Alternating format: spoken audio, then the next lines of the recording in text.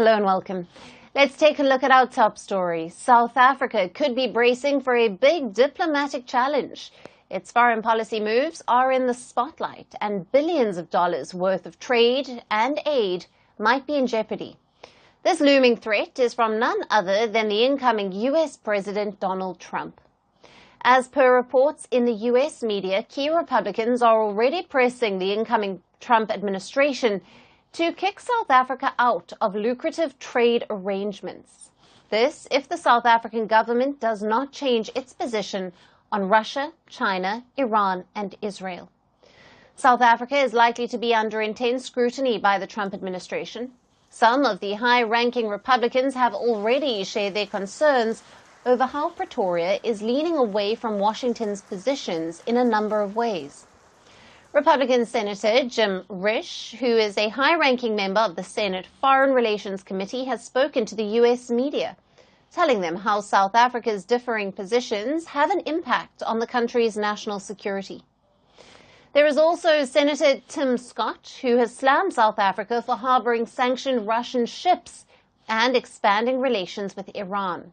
Both of these influential Republican leaders are expected to become more powerful when President-elect Trump takes office in January.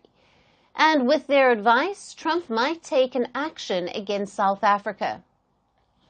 Most at risk is trade with the U.S. under the African Growth and Opportunity Act, or the AGOA. Now, this is a trade agreement between the United States and eligible sub-Saharan African countries. It provides duty-free access to the U.S. market for most exports from African nations.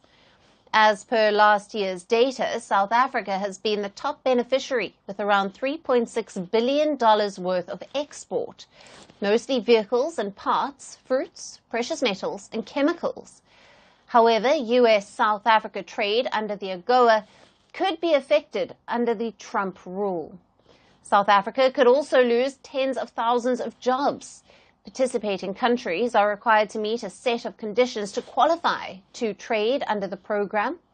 But key Republicans think that Pretoria does not meet these requirements, as it has boosted ties with the U.S. rivals and has become foes with its allies. Talking about the rivals, firstly Russia. South Africa says it maintains a neutral stance on the Russia-Ukraine war, refusing to condemn Moscow's invasion at the United Nations. Then South Africa also joined Russia for military exercises. The U.S. has also accused Pretoria for allowing naval bases to be used by the Kremlin. Then comes China. China probably comes first on the list of rivals for Trump, but it is South Africa's biggest trading partner. The two countries are also the founder members of the BRICS Trade Organization, a group that Trump has threatened to impose 100% tariffs on. Next is Iran. There have been accusations of deep links between Tehran and Pretoria. South African President Cyril Ramaphosa has welcomed the inclusion of Iran in BRICS and has vowed to improve ties with the country, long known as a sponsor of Hamas, Hezbollah, and the Houthis. Now this brings us to Israel, a key U.S. ally, but accused of genocide by South Africa. South Africa dragged Israel to the International Court of Justice with this allegation. South Africa's majority ANC party has also met with Hamas. The government has also issued a statement condemning the killing of Hamas leader Ismail Haniyeh this year.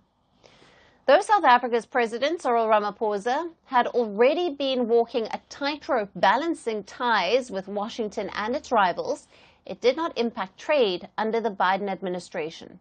But now it seems inevitable under the incoming Trump administration.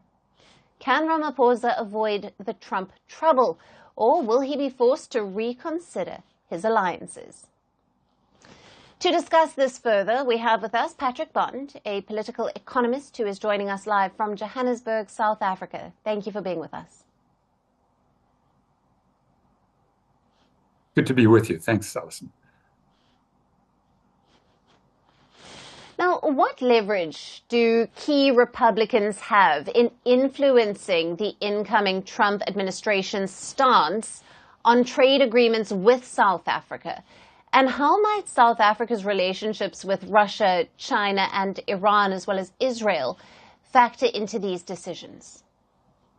Well, it's about 60 billion rand a year, about $3.5 billion a year in the trade benefits through the Africa Growth and Opportunity Act. And even though that was just renewed, at least through September, it is likely, I would say, that the hardcore Republicans will want to punish South Africa now that they have solid majorities in the Senate and House, the presidency, and the Supreme Court. So they're in complete power.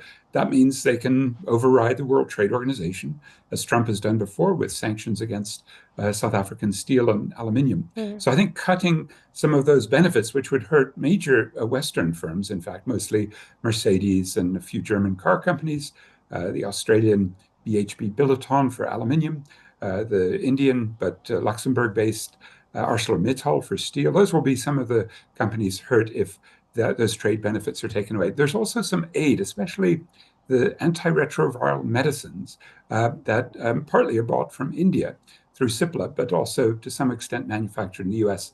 So there'd be another boomerang if the AIDS medicines under the so-called PEPFAR, Presidential Executive Program on AIDS, is cut.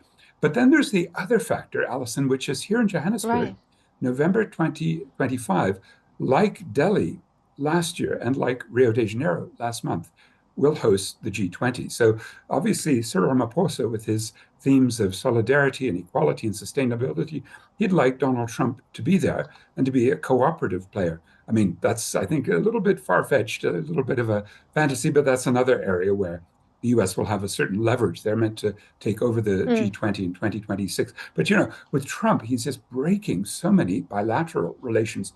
Even before he comes in, he demands Greenland be sold to him by Denmark. He demands the Panama Canal be given back or bought back. And he's putting big tariff threats, not only in the BRICS, but on next door neighbors, Canada. He wants that to be the 51st state, and Mexico. So it's a wild card guess as to whether Trump will follow through, because he's a great con man and he's also a bully, and we'll see which one prevails.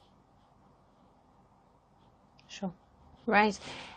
Could South Africa's position on global powers like Russia and China strain its trade relations? You have touched on this with the US under the Trump presidency. And what potential economic implications might this have for both countries? It's so interesting that if you're dealing with a bully, you can do one of two things. You can be obsequious. You can try and flatter them. And often that works with Donald Trump. He loves to be flattered. And that's what Cyril Ramaphosa, the South African president, did not long after Trump was elected. He said, no, come to Johannesburg. We'll find a place to play golf. You'll love the golf and the weather in November. And his ambassador to the United States, Ibrahim Rasool, said last week that it looks like the megaphone, that is the Gaza solidarity, the attempt to support Palestinians in The Hague, in the International Court of Justice, by basically calling out genocide in the International Criminal Court, by getting the arrest warrants against Prime Minister Netanyahu, that megaphone diplomacy will end. And that was very disappointing to many in South Africa who thought, well, this is a very strong country. There are coal exports from South Africa, the number one coal exporter to Israel. The BDS, boycott, divestment, sanction demand has gone unnoticed. The attempt to cut diplomatic ties or to end the mercenaries from South Africa who fight for the Israel Defense Forces. Those ties remain, and I think they probably will, because we know Donald Trump is as close as can be to Netanyahu. And Patrick, finally, in your view, how might South Africa navigate its diplomatic stance on the contentious issues like Iran and Israel, while still maintaining favorable trade agreements with the US, given this political pressure from Republican leadership? Well, I mean, Alison, if the BRICS continue to expand, and don't forget, here in Johannesburg, they added Iran, as well as the UAE and Egypt, Ethiopia, and they tried to add Saudi Arabia, which now looks like it is moving away. But then in Kazan in October, another 13 partner countries have committed to join, including some important Southeast Asian nations. So you could sort of see an alternative arrangement, a pole in which, if Ramaphosa feels he's not getting anywhere by playing nice, with this bully, he could then prepare South Africa for rejigging itself, not being so dependent on the exports of cars and aluminium and steel and grapes and wine to the United States. I think those will be cut, and those will be serious vulnerabilities. But also to make the point, probably, that a United States that for 4 years, 2017 to 2020, had Donald Trump and survived, and the United States electorate pulled out of it. And I think it's that hope, in a way, that there is a post-Trump, even before Trump comes to power again, that will give the world hope.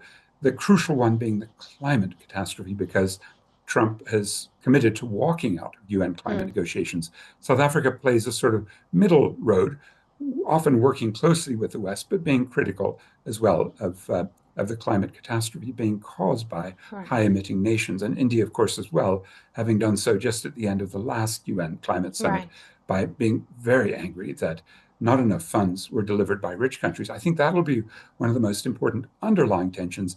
It will play out in Brazil, the BRICS in the middle of the year, the big climate summit at the end of the year. And then the question really will be, will South Africa have the guts to stand up to Donald Trump?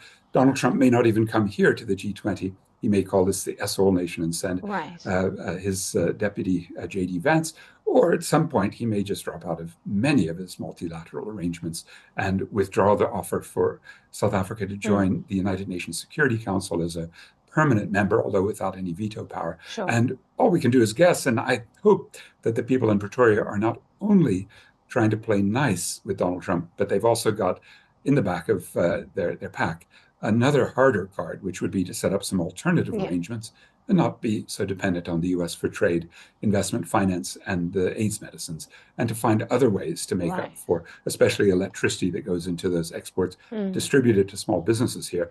Because next month we may also see our load shedding, our electricity cuts. Those would be the sorts of alternatives to trying to work with Donald Trump, a task that may be even beyond Cyril Ramaphosa. Right. Patrick, thank you very much. It's always great to have you on the show. Thanks for your valued insights.